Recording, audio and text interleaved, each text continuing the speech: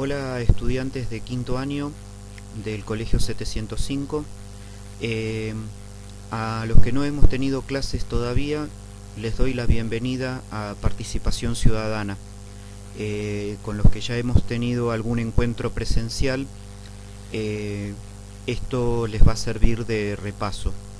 En esta clase virtual vamos a trabajar los conceptos de pueblo, nación y Estado, que es lo que van a encontrar en la primera parte del cuadernillo de actividades que tenemos para este año, junto con una actividad de evaluación que ustedes podrán entregar por los medios de contacto que ya conocen. Me presento también para si hay algún alumno nuevo. Mi nombre es Hernán Gómez. Soy el profesor de los espacios que tienen que ver con educación ciudadana en cuarto, quinto y sexto del colegio. Bien, así que ahora vamos a empezar a trabajar algunos conceptos que tienen que ver con esto que acabamos de decir: pueblo, nación y Estado. El primer concepto que vamos a trabajar tiene que ver con una fórmula que se nos presenta: P más C más T igual a N más H más TE más CN igual a E. Esto significa que un pueblo que tiene cultura y tradición se convierte en una nación con historia que ocupa un territorio y dicta una constitución, se convierte en un Estado. El concepto de pueblo lo vamos a relacionar con varias aplicaciones, porque nosotros vamos a ver que pueblo puede ser utilizado como un cuerpo electoral o una ocupación de territorio. Por ese motivo es que podemos usar pueblo como el pueblo de Trevelin o el pueblo argentino. Cuando nos encontramos con movimientos migratorios donde los migrantes tienen el proceso de transición, de adaptarse e incorporarse a los nativos que habitan un territorio, lo que nos vamos a encontrar es que ahí utilizamos el concepto de población. Por eso población hace referencia a cuestiones demográficas. En esos procesos lo que nos podemos encontrar es que los migrantes se asimilen a la cultura nativa y haya una interacción social donde la cultura de los migrantes se entremezcla con la cultura nativa. Una vez que ese proceso termina, volvemos a hablar de pueblo. Mientras tanto, hablamos de población. Cuando eso ocurre, nos aparecen dos conceptos que a veces son utilizados como sinónimos y que en realidad no lo son. Colectividad es uno y comunidad es el otro. Nosotros vamos a hablar de colectividad cuando los procesos migratorios permiten la interacción social y los migrantes están asimilados o incorporados e interactúan con los nativos. En cambio, cuando estos se mantienen como un grupo cerrado y no interactúan y mantienen firmemente sus costumbres y tradiciones, hablamos de una comunidad. Por ejemplo, el caso de los menonitas de La Pampa, de algunos grupos, por ejemplo los judíos ortodoxos que habitan el barrio del Once en la ciudad de Buenos Aires, la comunidad china de Argentina, que cuando están entre ellos hablan su idioma, mantienen sus costumbres. Eso es comunidad. Ahora, cuando nosotros hablamos de nación, lo que nos vamos a encontrar es con dos conceptos. El primero es un concepto objetivo y el segundo un concepto subjetivo. El concepto objetivo de nación es el que hace referencia a los elementos de unidad, o sea, por ejemplo, la lengua, la religión, las características étnicas. Ahora, siguiendo al filósofo español José Ortega y Gasset, También podemos decir que nación puede ser un concepto subjetivo porque puede tratarse de un proyecto sugestivo de vida en común. ¿Esto qué significa? Que la persona voluntariamente acepta adherirse a un modelo nacional. Entonces ahí nuestro concepto de nación se vuelve subjetivo. Cuando las naciones realizan el proceso de autodeterminación, es decir, se declaran independientes y dictan su constitución y por lo tanto se organizan jurídica y políticamente, estamos frente a un Estado. Para que haya Estado debemos encontrarnos con tres elementos. El primero es lo que llamamos doctrina, el segundo es instituciones y el tercero es la vida política. La doctrina es la base ideológica, es el espíritu con el cual es creado ese Estado. Por ejemplo, en el caso argentino nosotros decimos que somos una república federal. Eso significa que las provincias fueron anteriores a la nación y por lo tanto estas conservan lo que se llama autonomía, o sea, las provincias pueden elegir su propio gobierno, dictar sus leyes y administrar sus recursos. Ese proceso significó, por ejemplo, la redacción de lo que se llaman pactos preexistentes que aparecen mencionados en el preámbulo de nuestra Constitución Nacional. En los pactos preexistentes son los acuerdos firmados por las provincias previo a la sanción de la Constitución Nacional.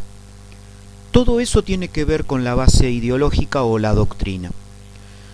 Después tenemos las instituciones. Las instituciones es cómo se organiza el Estado. Por lo tanto, cuando hablamos de instituciones hablamos de órganos de gobierno a los cuales en realidad cometemos un error muy común que es llamarlos poderes. En realidad no existen los poderes porque el poder es uno solo. Por lo tanto, lo que hay en un modelo republicano es división de poder. Lo que correctamente deberíamos llamar son órganos de gobierno, es decir, un ejecutivo, un legislativo y un judicial, y la organización del Estado tiene que ver con determinar quién integra cada uno, cómo se los elige, qué periodo de tiempo duran sus mandatos, qué requisitos tienen que ser para ser electos. La doctrina, la vida política, es entonces lo que llamamos a la participación ciudadana, es decir, cómo interactúan los ciudadanos dentro del Estado. Generalmente el destino, mejor dicho, el rol del ciudadano se expresa a través del sufragio, pero hoy sabemos que existen otros mecanismos de participación. Una vez que tenemos un Estado, tenemos que saber cómo se dicta una Constitución Nacional. Y a eso lo llamamos constitucionalismo. El constitucionalismo puede ser de tres tipos: clásico, social o universal, y eso significa o tiene que ver con cómo ha evolucionado ese constitucionalismo en el tiempo. El constitucionalismo empezó siendo clásico, a eso lo llamamos a las constituciones del siglo XVIII y XIX, que respetan el espíritu de la Revolución Francesa y que tienen que ver con la incorporación de lo que hoy se llaman derechos de primera generación, como por ejemplo los derechos civiles o las libertades.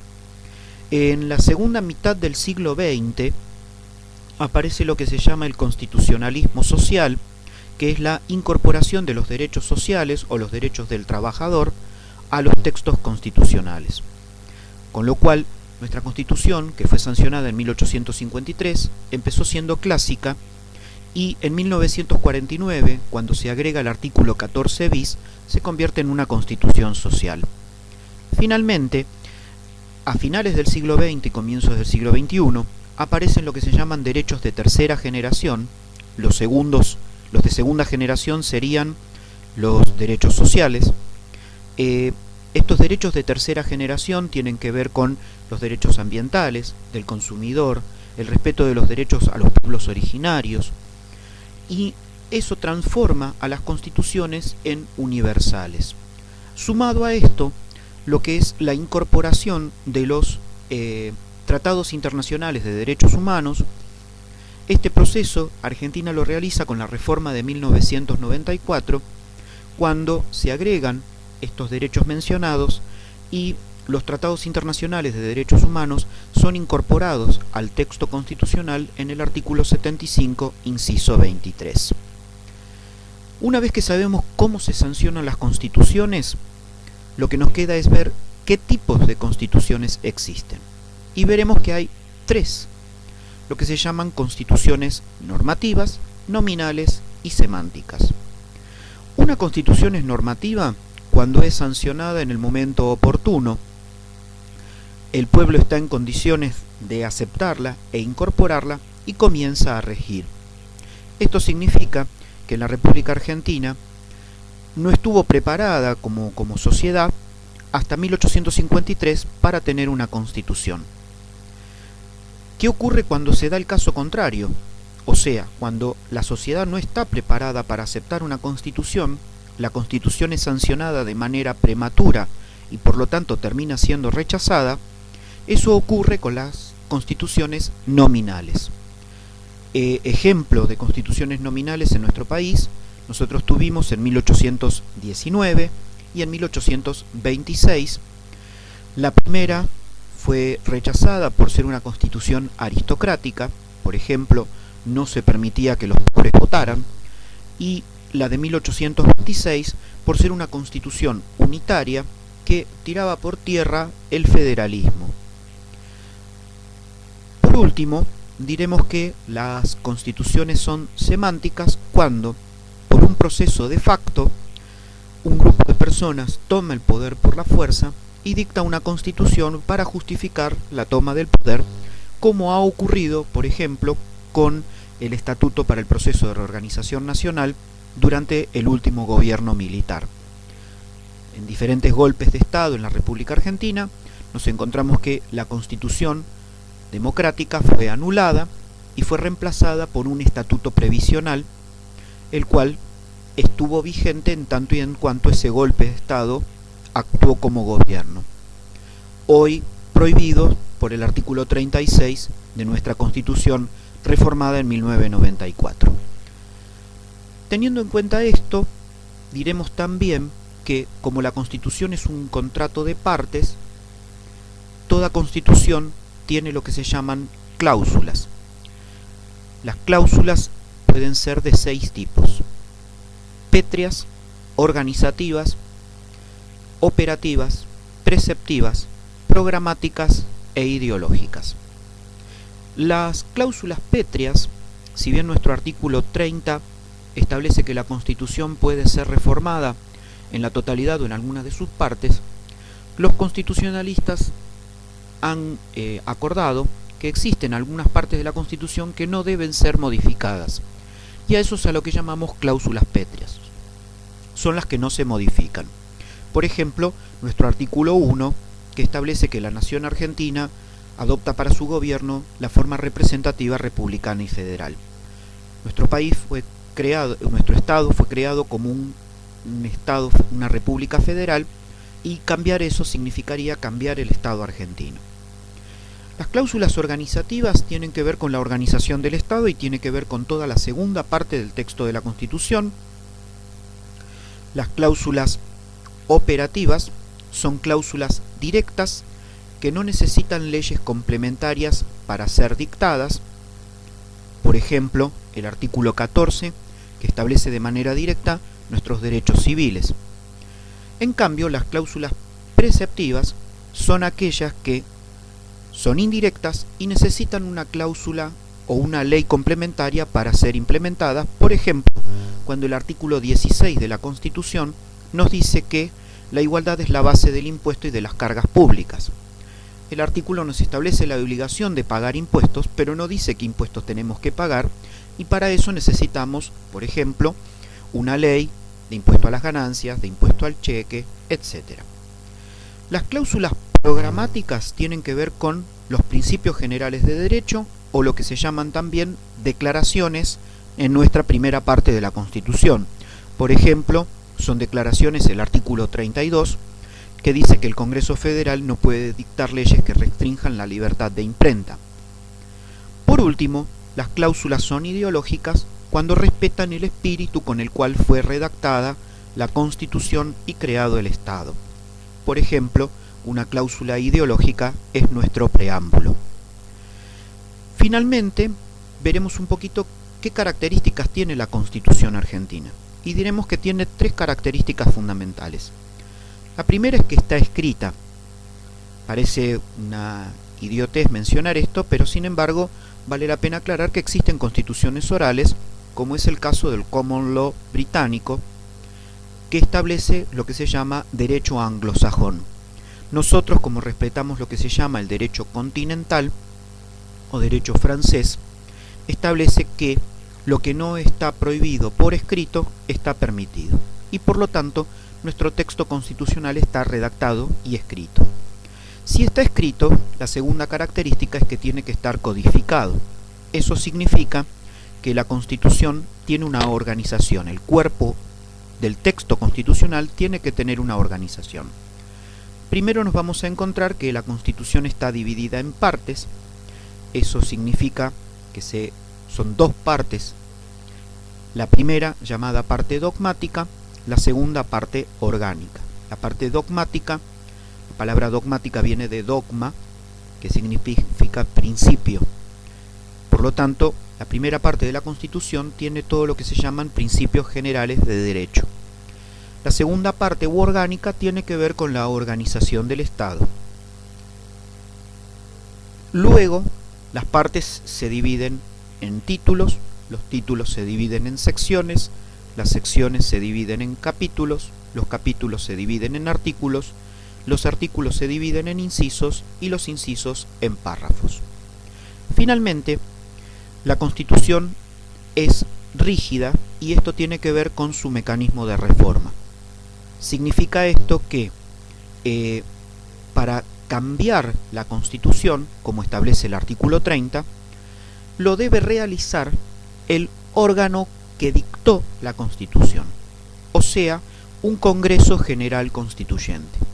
El mecanismo de reforma establecido por el artículo 30 dice que el presidente debe declarar la necesidad de la reforma, el Congreso Nacional aprobarla por ley, convocar a elecciones para llamar a un Congreso General Constituyente que se debe reunir en la misma ciudad donde sesionó el Congreso General Constituyente, o sea, en la ciudad de Santa Fe, provincia de Santa Fe.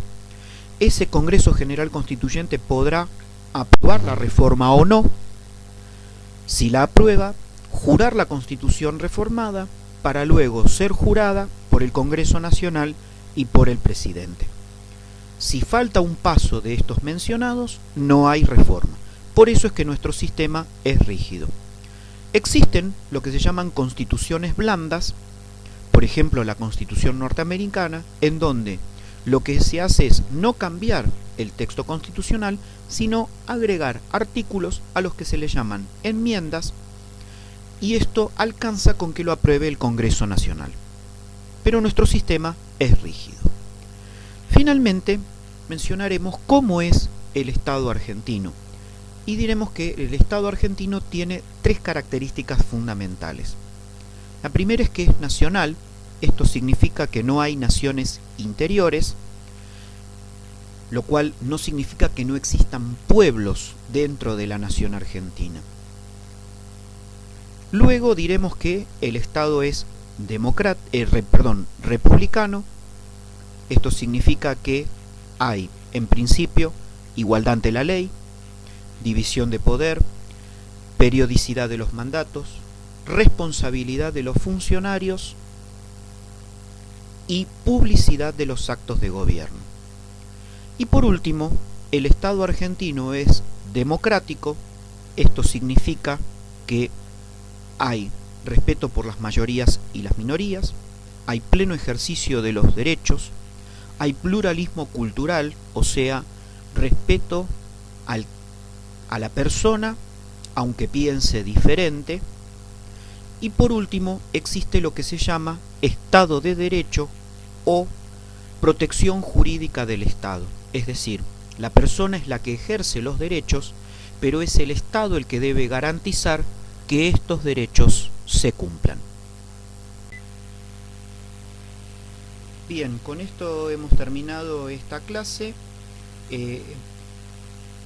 Todas las dudas que tengan las pueden consultar por los canales o los medios que ya saben cómo contactarme.